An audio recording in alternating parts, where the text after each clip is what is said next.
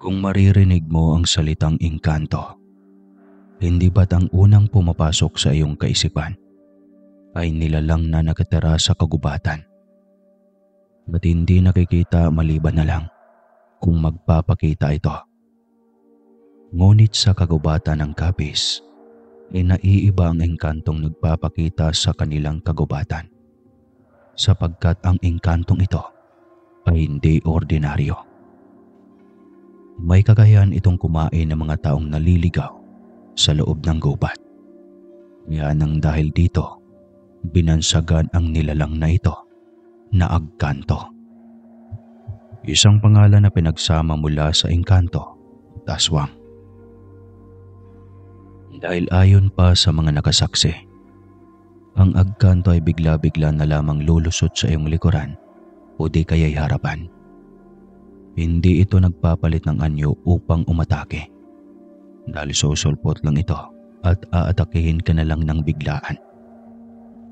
Ang agkanto ay may panlabas na anyong katulad sa aswang, ngunit ang paraan ng paghahanap nito ng pagkain ay ang umatake ng mga tao sa gubat. Ngayon pa sa ilang mga albularyo, ang agkanto ay isang anak ng aswang at engkanto. Ito raw ay makapangyarihang nilalang na naiiba sa lahat, dahil kahit sino ay walang makakatakas rito. Isa sa mga baryo sa Capiz ang nagpapatunay na ang agkanto ay hindi lang nagkukulong sa gubat. Bagkus kapag wala itong makain, lumalabas ito sa kanyang lungga upang mambiktima sa mga tao. Isang araw, napagpasyahan ng pamilya ni Gary na magbakasyon sa Capiz. Kilala kasi sa Maynila ang pamilya ni Gary bilang mga adventurer. Lahat ng gubat-gubat sa sulok ng Pilipinas ay napuntahan na nila, maliban na lang sa lugar ng Capiz. Mga anak, nakahanda na ba ang mga gamit niyo? Bukas na tayo pupunta ng Capiz, ha? Nagpapaalala ng kanilang ina. Opo, opo, sabay na sagot nilang magkapatid. Okay, tapusin niyo na yan at magpahinga na. Maaga pa tayo gagayak bukas. Huwag kayong mag-inarte, ha? Wika ng ginang na si Glenda. At isinarado na ang pintuan. Pagkalabas ng babae, itinigil ng magkapatid ang mga ginagawa at bumaba ng kanilang kapa upang pumesto ng pabilog sa sahig. Oras na upang pag-usapan nila ang mga iba't ibang nilalang na alam nilang naninirahan sa mundo kasama natin. So ano na ang sunod? Tanong ni Kreya sa dalawa. Iwan ko kay Kuya Gary. Siyang may hawak ng listahan kanina eh. Sagot naman ni Danica. Teka, eto. Yun ang sunod na nilalang na nasa listahan natin. Agkanto ang tawag dyan. Originated from Capiz yan. Pagpapakita ni Gary sa isang agkanto na nasa librong hawak nila. Pinagmasda ng magkapatid ang mukha ng agkanto na nakaguhit sa libro. Labis nga silang natakot sa mukha pa lang nito. Binasa naman ni Kreya ang katotohanan tungkol sa nilalang na ito. At doon lang nila nalaman na isa pala itong engkanto na nangangain ng mga taong naliligaw sa kagubatan. Nagtingin na naman sila nang mabasa rin ang salitang iyon. Natakot ang magkapatid, sapagkat bukas na sila pupunta ng Capiz upang mag-adventure. Kaya ayaw ko nang sumama sa kanila mama papa eh. Baka kung ano pang mangyari sa atin. Wika ni Danica. Tama ka, pero wala tayong magagawa. Sila yan eh. Dapat silang masusunod rito, kung hindi ay, naku, makakatikim tayo sa mga ito. Sabat ni Kreya at bumalik na sa kama. Ganoon rin si Gary at Danica. Matulog na tayo. Magdasal na rin para kahit papano ay may proteksyon tayo ni God sa pagtulog. Saka huwag na natin isipin ang agkanto na yan. Maaring hindi totoo yan. Kung totoo man, sana Hindi ang gubat na tinitirhan niya ang mapuntahan natin. Mahabang paliwanag ni Gary bago humiga at nagkumot. Kinaumagahan, 5:00 pa lamang ng umaga, ay bumibiyahe na silang magpamilya tungo sa Pantalan. Barko ang nasa isipan nilang sakyan patungo sa Capiz upang maisakay rin ang kanilang sasakyan. Hindi lang adventurer ang mga magulang ng 3 magkakapatid. Vlogger din ang mga ito sa YouTube at isa sa kanilang supporter ang nag-challenge sa kanila na sa Capiz naman ang sunod nilang puntahan. Ma, Pa, pwede po bang sa susunod? Huwag niyo na kaming isama. Nakakapagod kaya. Reklamo ni Crea. Napatingin naman si Danica at Gary sa kanya. Dahil hindi ito natakot na magreklamo sa kanyang mga magulang. Nahimik ka nga, Crea. Hindi ba kayo nagpapasalamat na may magulang kayong katulad namin?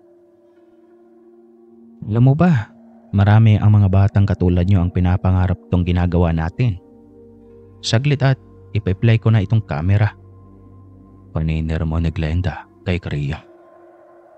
Napabuntong hininga si Crea at napadabog na sumandal sa kanyang inuupuan. Samantala, si Glenda naman ay tinutok na ang kanyang mukha sa camera upang magsimulang mag-vlog. Pagkatapos niyang pumati, itinutok naman niya ang camera sa kanyang asawa at mga anak. Walang nagawa ang 3 kundi ipakita ang pekeng pagngiti sa harap ng camera para lang sa kanilang nanay. Pagkarating nila sa Pantalan, hawak-hawak pa rin ni Glenda ang camera. Panay siya kwento rito habang pinapakita ang barkong sinasakyan nila. Nagpapairap na lang sa hangin si Crea dahil masyado nang naaadik ang nanay nila sa pagbablog. Kainis si Mama. Pabulong na reklamo ni Crea. Ate naman, hayaan na natin. Pag-aawat ni Danica. Makalipas ang mahigit 10 oras, sa wakas, nakarating na sila ng Rojas City, Capiz. Imbis na pakainin ang mga anak, Kumuha agad si Glenda ng camera at humarap muli rito upang i-update ang kanyang mga viewers. Papa, hindi pa ba tayo kakain muna? Tanong ng bunso nilang si Danica. Guys, tapusin na lang muna natin ang nanay mo. Kakatalak sa camera. Kakain na rin tayo ha. Wait lang kayo ha. Mahinahong sagot ni Danilo. Pagkatapos tumalak ni Glenda sa kamera, niyaya na kaagad niya ang kanyang mag-ama na kumain sa malapit na karinderya. Agad na rin bumaba ang tatlong magkapatid at sumunod sa kanilang ina. Pagkarating sa karinderya, si Crea na ang pina-order ni Glenda. Abala kasi siya sa pagkwekwento ng nangyari sa kanila sa barko, kahit yung iba ay wala namang katotohanan. Kahit naiinis na, sinunod pa rin ni Crea ang inuutos ng ina dahil siya ang panganay. Sinamahan na lamang siya ni Gary na mag-order para tulungan ang magkapatid na magdala ng pagkain. Hayaan mo na sila ate, saad ni Gary. Simula nung naging sikat na vlogger si Mama bilang isang adventurer, pagkaramdam ko kinalimutan na niya tayo. Sambit naman ni Crea. Nang mailista na nila ang kanilang order, inintay lamang nila ito para madala na kaagad sa kanilang lamesa. Habang naghihintay, isang staff ng karenderyang lumapit sa dalawa at may binigay itong kwintas na may pendant na itim na bato. Ano ito? Nagtatakang tanong ni Gary sapagkat sa kanya inabot ng lalaki. Isa yung Divino Hiniral. Nagbibigay ito ng protection sa inyo. Inibat kayo ang sikat na vlogger sa YouTube? Kung oo, pues maling lugar ang napuntahan ninyo. Mag-iingat na lang kayo dahil hindi lang iisang kagubatan na natatili ang mga agkanto. May pagbabantang wika ng lalaki bago umalis. Tinignan lamang ni Kreya at Gary ang kwintas na ito at napagpa siyang itago upang hindi makuha ng kanilang ina. Pagkatapos nilang makuha ang order, tinitignan pa rin ni Gary ang lalaking nagbigay sa kanila ng Divino General. Tinitignan rin siya nito na tila ba binabalaan. Pagkatapos nilang kumain, kaagad na silang umalis sa karenderya. Hawak-hawak pa rin ni Gary ang kwintas. Ngayon, tutungo na sila sa bundok kung saan napagpasyahan ng kanilang ina na doon sila unang pupunta. Habang tulog si Glenda, hindi naman kaagad nag-atubiling tanungin ni Gary ang kanyang kapatid tungkol sa bagay na ibinigay sa kanila kanina. Ate, naniniwala ka ba sa sinabi ng lalaki kanina? Papulong na tanong ni Gary sa kapatid. Sapat na yon para sa Kreya lang ang makakarinig. Oo, naniniwala ako, sagot naman ni Kreya. Totoo palang may agkanto sa mga gubat ng kapis. Ibig sabihin, delikado tayo ngayon. Wika naman ni Gary. Ano sa tingin mo? Basta, kung ano man ang mangyari sa atin, si mama ang sisisihin ko. Tsaka yung binigay ng lalaki, baka makakatulong sa atin. Kaya wag mong itapon ha. Babala ni Kreya. Tumango-tango na lamang si Gary at kwinentas ang Divino General. Hapon na nang dumating sila sa isang baryo.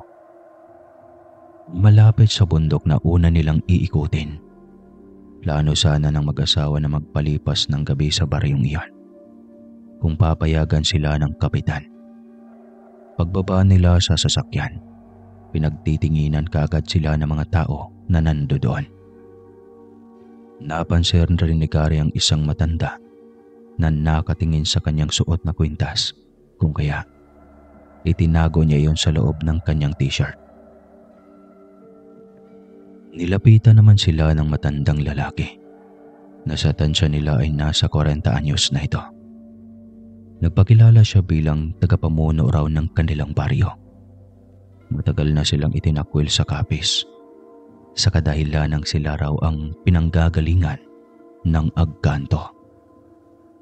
Ilang beses pinagtanggol ng mga taga-baryo ang kanilang lugar, ngunit hindi sila pinakinggan ng ibang tao. Kaya naman lumapit na lamang sila sa malapit na bundok. Naintindihan po namin. Kung maaari po, uupa sana kami ng isang bahay sa inyo kung may bakante pa. Wika ni Danilo. Mayroon pa naman. Sa totoo nga lang, nire-reserba namin ito para sa mga katulad ninyong nag-a-adventure rito sa gubat. Sambit ng lalaki. Inakay sila nito sa isang bakanting bahay na kanilang uupahan. Ngunit habang naglalakad sila, hindi pa rin matanggal ang tingin ng mga tao sa kanilang magpamilya. Napansin iyon ni Gary at Kreya.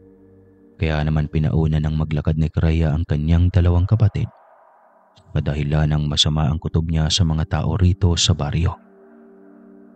Nang makarating sila sa bakanting bahay, binigay kaagad ng namumuno ang susi kay Danilo.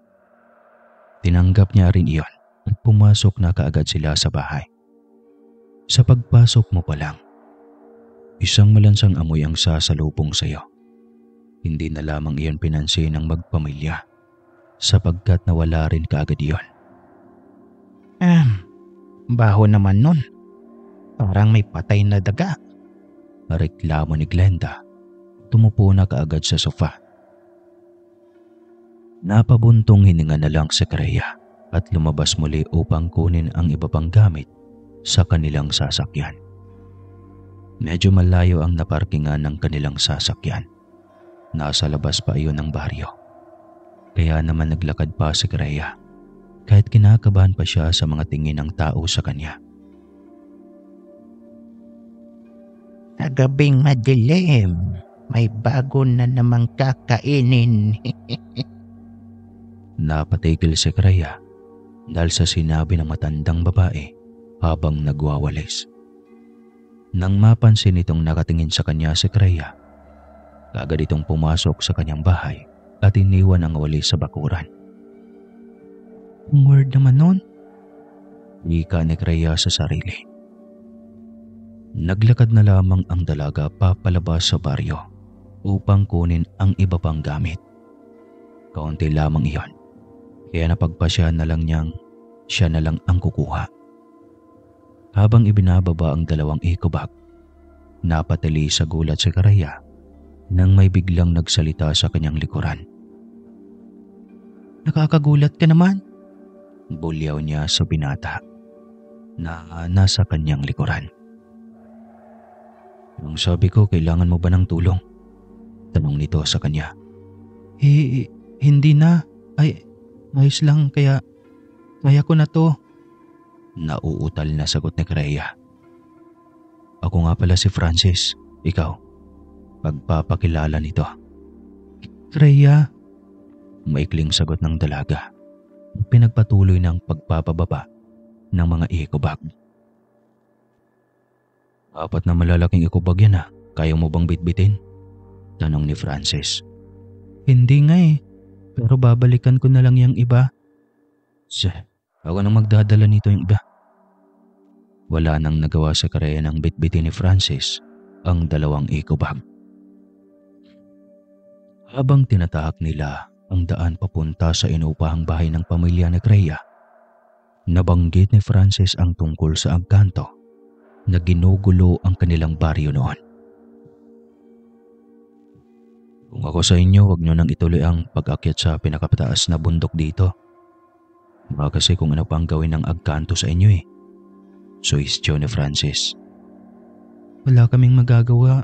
Yun ang kagustuhan ni Mama Sagot naman ni Kreya. Alam nyo ba, kaya ganito ang tingin ng mga tao rito sa inyo? Kasi itong baryo namin ay tahimik na. Nakipagkasunduan ang dating namumuno sa amin na kapag may bagong salta rito, sila ay iaalay sa halimaw para hindi na kami gagambalain pa nito. Napatigil si Kreya nang sabihin iyon ni Francis. Ibig bang sabihin, kami ang iaalay ninyo? Gulat na tanong ng dalaga. Sakto namang nakarating na sila sa harap ng bahay na inuupahan ni Kreya. Kaya naman ibinaba na ni Francis ang 2 eco bag. Pero huwag kayong mag-alala. May protection kayong dala, kaya mahihirapan siyang habulin kayo. Sagot naman ni Francis. Teka lang. Totoo ba lahat ng sinasabi mo? Baka naman inuuto mo lang ako. May pagdududang tanong ng dalaga. Mukha ba akong nagbibiro? Ang suot na kwintas ng kapatid mo ay mutya ng hari ng mga engkantong yon. Yun ang ibig kong sabihin na magbibigay ng proteksyon sa inyo. Kaya wag sana ninyo itong walain.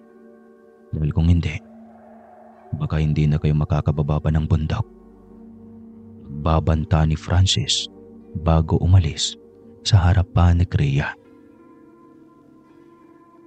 Hindi alam ng dalaga kung ano ang kanyang gagawin. Nagsimula na rin siyang kabahan sa mga sinasabi ni Francis sa kanya. Ate, ayos ka lang? Doon lang bumalik sa realidad si Kreya nang tanungin siya ni Gary. Tumango-tango lamang siya at pumasok na sa loob.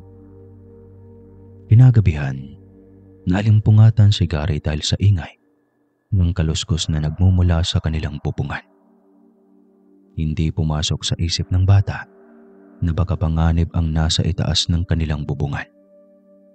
Umikab siya at bumaba ng kanyang kama. Ang CR kasi sa kanilang bahay ay nasa labas, kaya kailangan pa talaga niyang lumabas upang umihi.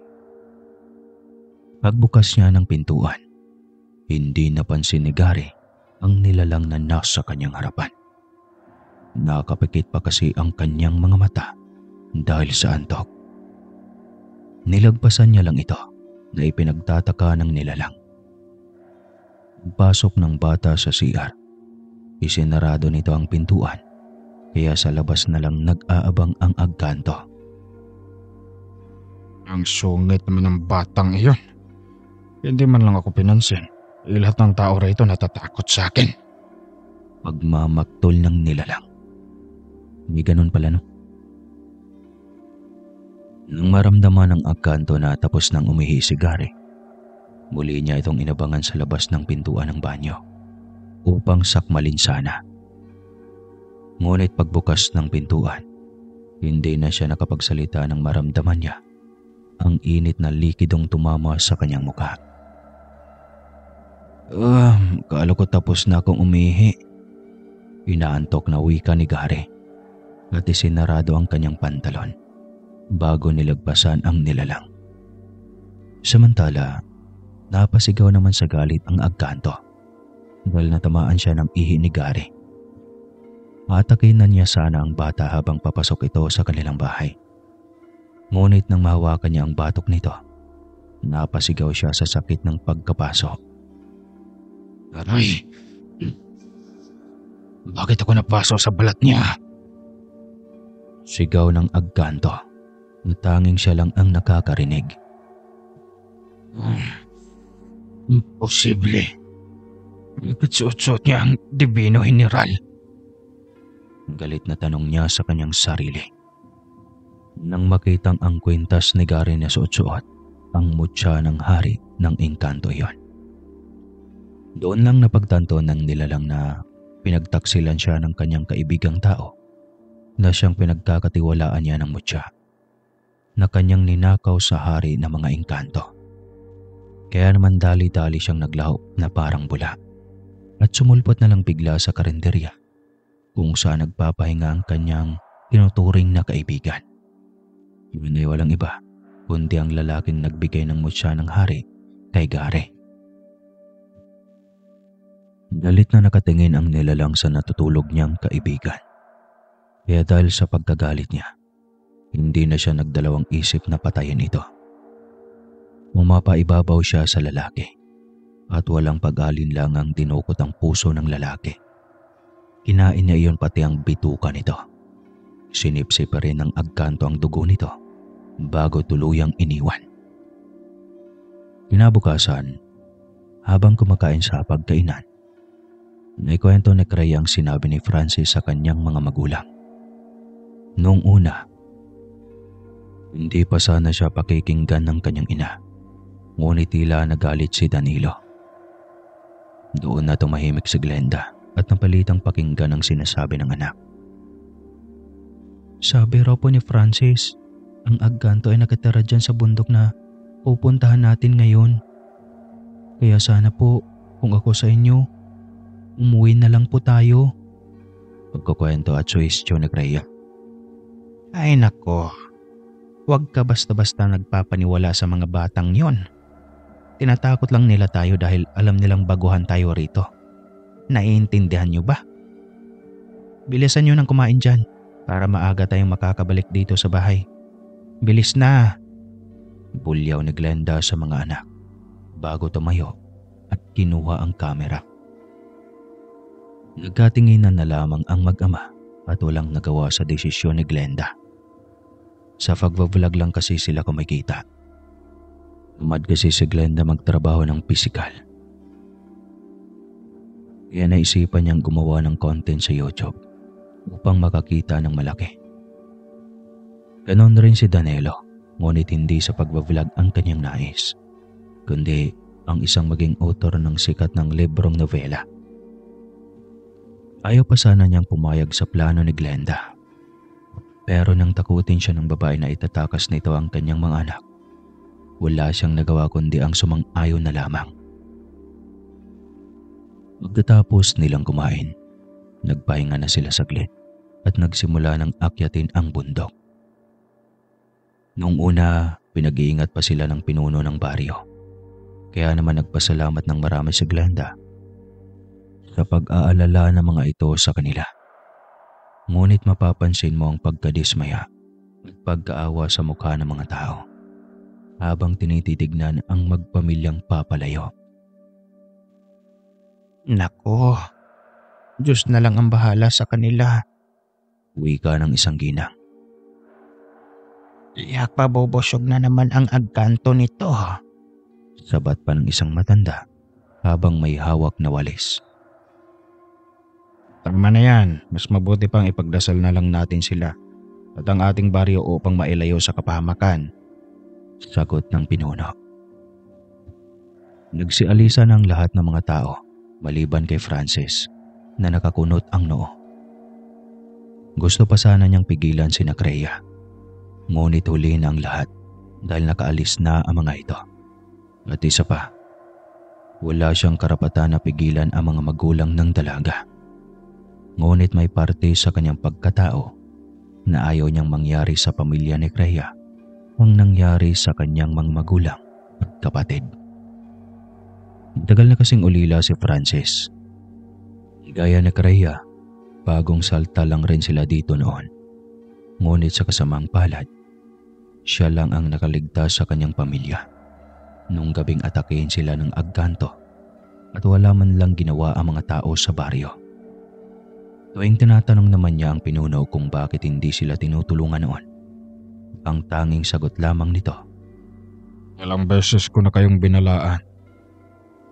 sa kabilang banda, habang tinatahak nila ang kabundukan, abala naman si Glenda sa kakatalak sa harap ng kamera. Hindi na sila ngayon naka-video, kundi live na. Nangako kasi ang ginang na kapag nasa bundok na sila, isasama niya ang kanyang mga supporters at viewers sa kanilang pag-a-adventure sa loob ng gubat ng kapis. Ma'am, may agkanto raw dyan. Naniniwala kayo roon? Well, kami ng pamilya ko hindi. Basta para sa inyo. Kayang-kaya naming gawin kahit ano. Nakangiting sagot na Glenda sa isang supporter na nag-comment sa kanyang live. Hindi pa nga sila nakakalahati nang biglang mag-aya si Glenda na magpahinga.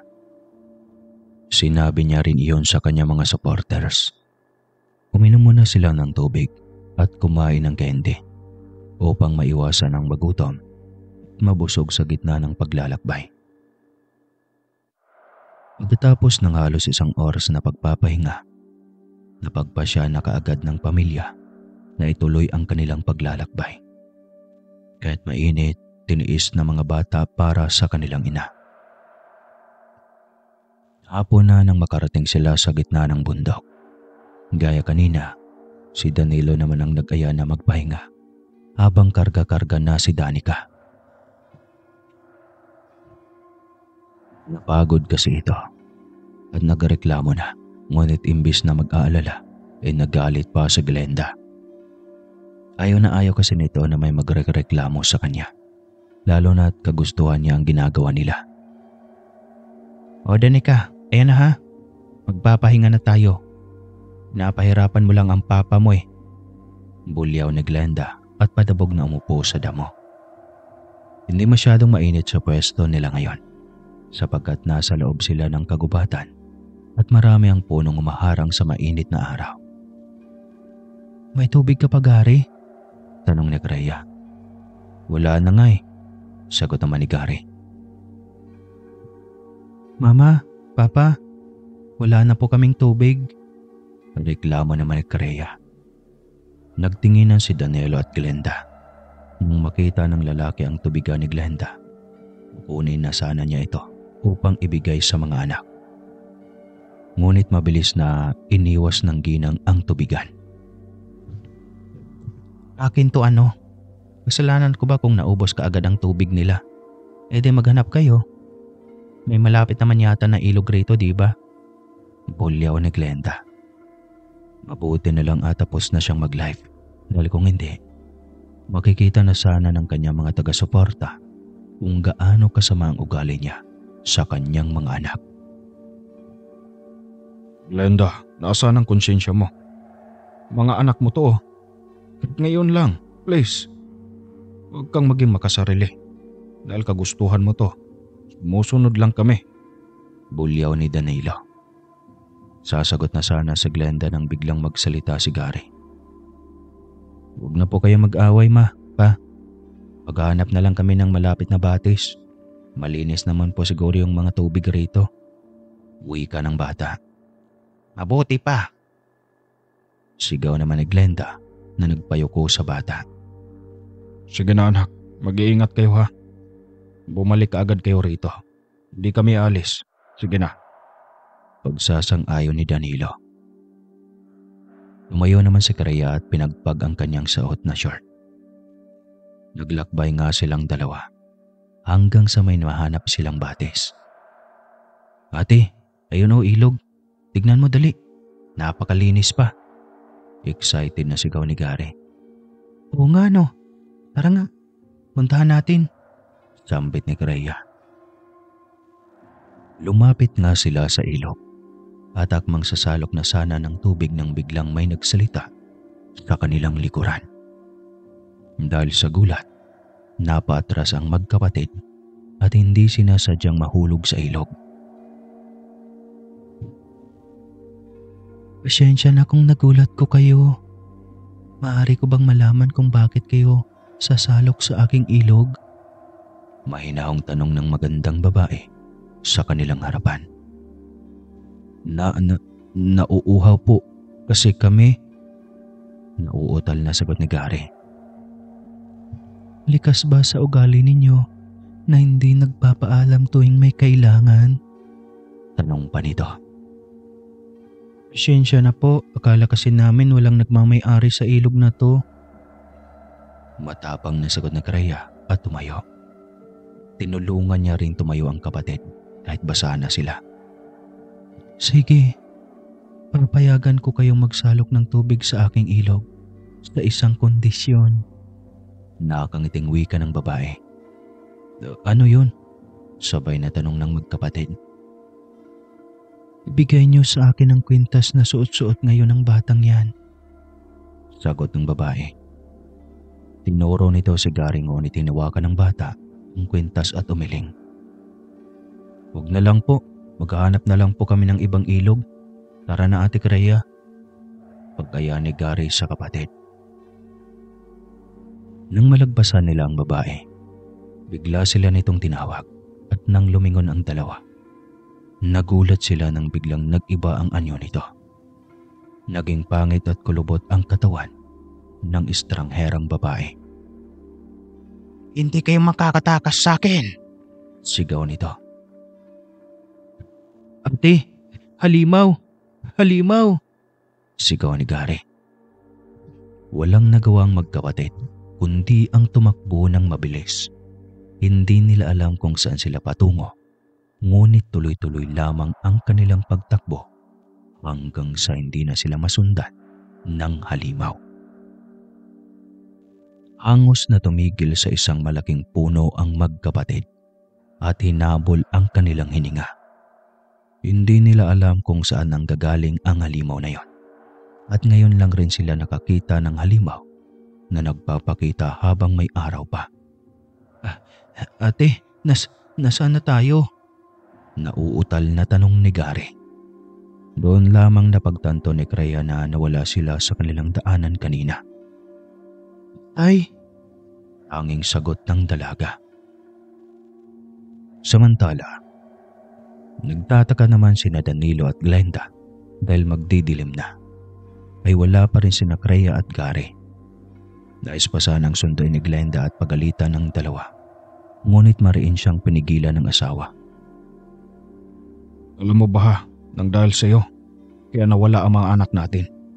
Tignan mo, ngayon hindi na natin alam kung saan sila nagpunta. Sigaw ni Danilo. Huwag mo nga akong sinisigawan. Bastos ka ha. Hoy, huwag kang feeling. Dahil hindi naman talaga ako ina ng mga anak mo. Naintindihan mo ba? Tumatayo lang ako bilang ina nila. Dahil ayaw mong lumaki silang walang natatamasang pagmamahal ng isang nanay. Sigaw ni Glenda. Pero hindi mo binigay sa kanila yon. Naintindihan mo rin ba? Sigaw rin ni Danilo. Hindi napansin ng dalawa na nawawala na rin si Danica. Umalis na pala ito habang nagtatalo ang kanyang mga mama at papa. Ayaw kasi ng bata na makarinig ng away, lalo na't nasa harapan pa niya. Sa kabilang banda, naiinis at pagod na rin sina Kareya at Gary kakahanap kung saan ang daanan nila. Ngunit hindi pa rin sila sumuko. Naglakad sila ng naglakad kahit hindi nila alam kung saan sila tutungo. "Ate, nauuhaw na talaga ako," reklamo ni Gary. Ako rin pero tiis-tiis lang at mahanap pa rin natin ang tamang daan, sagot ni Kreya. Sa kalagitnaan ng paghahanap nila, nagulat si Kreya at Gary nang may marinig silang mga yabag na patungo sa kanilang direksyon. At dahil madilim, hindi nila alam kung saan ito nanggagaling. Wala man lang kasi silang kadala-dalang flashlight at tanging tubigan lang ang dala ng mga ito. "Natatakot na ako, ate," pabulong na sambit ni Gary. Ako rin pero mag-ano ka na lang, tahimik ka na lang, bulong rin ni Kreya. Habang nakikiramdam sila sa paligid, bigla na lang tumigil ang mga yabag at kasunod nun ang pag-iyak ng boses ng bata. "Baka hindi agkanto ang naninirahan rito, kundi multo," natatakot na sambit ni Gary. Kaya nga, wait, teka lang. Pinakinggan muli ni Kreya ang boses na umiiyak at doon lang nila napagtanto na boses pala iyon ni Danica. Si Danica nga, sigaw ni Kreya. Hinanap nilang pinanggalingan ng iyak hanggang sa dalhin sila nito sa totoong ilog. Doon nila natagpuan si Danica. Umiiyak ito at tinatawag sila.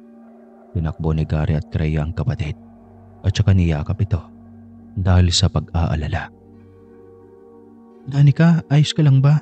Anong nangyari? Nasaan si Mama at Papa? Nag-aalalang tanong ni Kreya. Nag-aaway sila, kaya umalis ako.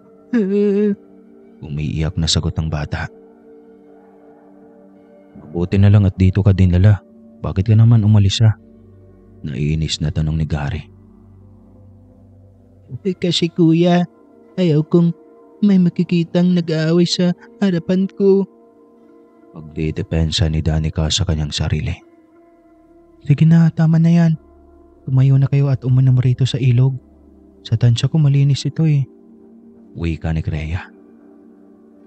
Uminom nga silang magkapatid sa ilog at nang mapawi ang uhaw, doon na sila nagpahinga. Napagpasya ng dalaga na gawa ng pahingahan ang mga kapatid.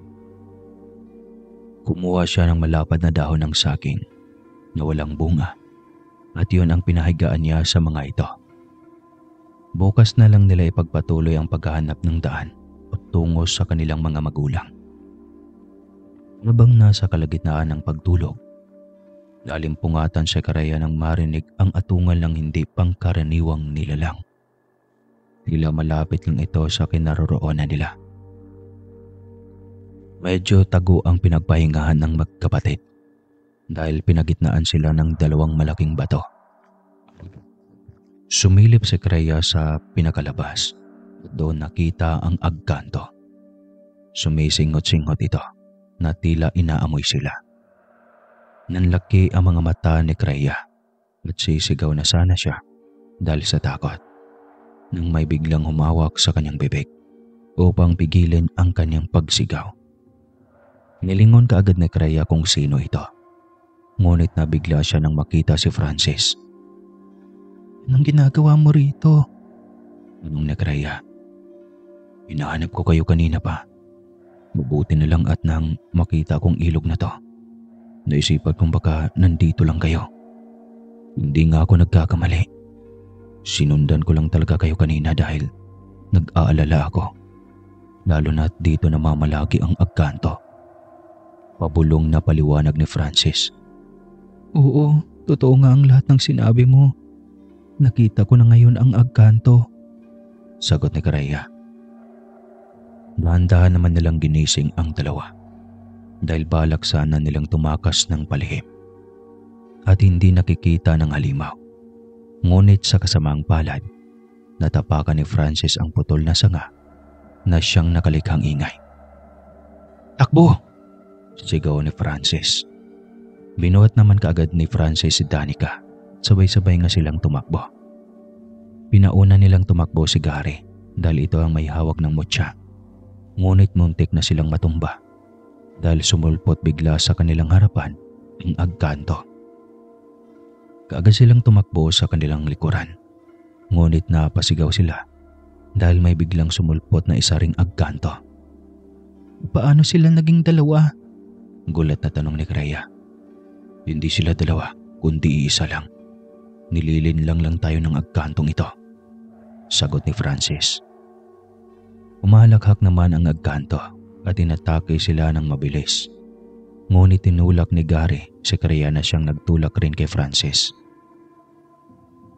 Natumba ang dalawa, samantalang si Gary naman ay pumagitna at nilabas ang kwintas at saka tinutok sa agkanto. Umilaw naman ito kaagad na siyang nakapagpasilaw sa nilalang. Paano pala napunta sa kapatid mo ang matagal nang hinahanap ng pinuno ng baryo namin? Yan ang mutya ng magpoprotekta sana sa baryo namin laban sa agkanto. Hysterical na tanong ni Francis. Ano? Gulat na tanong din ni Rhea. Binigayan ng hari ng engkanto sa dati naming pinuno pero ninakaw ng dati naming miyembro. Para sana sa agkanto at para maprotekta ng pamilya niya. Pero hindi ko inakalang napunta kay Gary. Paliwanag ni Francis.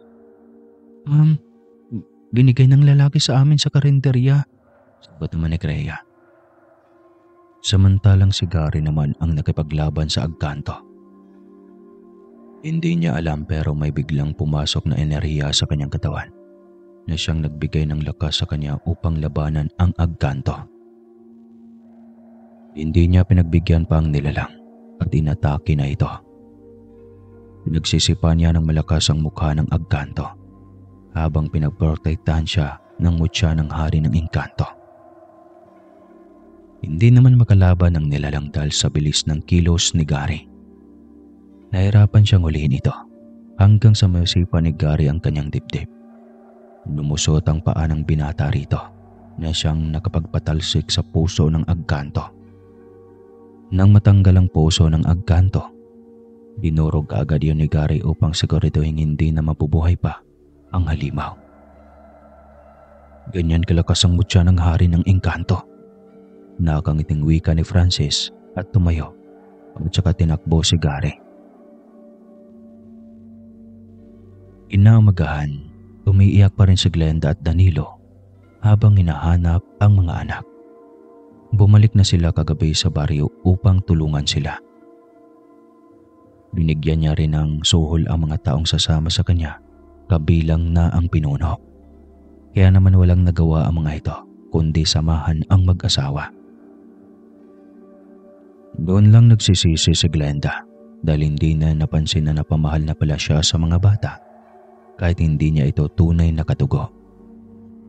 Sa kalagitnaan ng paghanap nila sa mga bata, napatigil ang lahat ng sumigaw ang isa sa kanilang kasamahan. Natagpuan kasi nito ang bangkay ng agkanto. Durog ang puso nito at butas ang dibdib. Tila ba may nakatalo na sa halimaw na kinakatakutan ng baryo. Hindi ako nagkakamali. Mutya ng hari ng engkanto ang nakatalo sa kanya. Kung sino man siya, salamat sa kanya. Nakangiting wika ng pinuno. At tinutusan ng mga kalalakihan na sunugin ang bangkay ng agkanto. Pinuno, nandito na ang mga batang hinahanap natin. Kabilang na si Francis. Sigaw ng lalaki. Kagad nang tumakbo si Glenda at Danilo sa kinaroroonan ng mga anak. At nang makita nila ito, niyakap kaagad ni Glenda ang tatlo ng mahigpit. Oh mga anak, patawad. Hindi niyo naramdaman ang pagmamahal ko. Patawad. Umiiyak na paghihingi ng tawad ni Glenda. Samantala, nilapitan naman ng pinuno si Francis nang makitang suot-suot na ito ang mutya ng hari ng engkanto. Yun pala, bago sila makita ng mga tao, binigay na ni Gary ang mutya kay Francis upang palabasin na ito ang nakatalo sa mutya. Masaya namang tinanggap iyon ng binata at nagpasalamat kay Gary. Ngayon, si Francis na ang itinuring nilang pinuno sapagkat naniwala ang silang ito ang nakatalo at binigyan ng mutya ng hari ng engkanto. Matapos ang lahat ng pangyayari, natuto na rin si Glenda sa kanyang pagkakamali. Itinigil niya na rin ang pag-vlog at nagtatrabaho na lamang. Binigyan niya rin ng pansin ang mga anak upang makabawi sa mga ito. Hindi na siya nag-vlog kasi nagtrabaho na siya sa bar. Di joke lang. Wakas.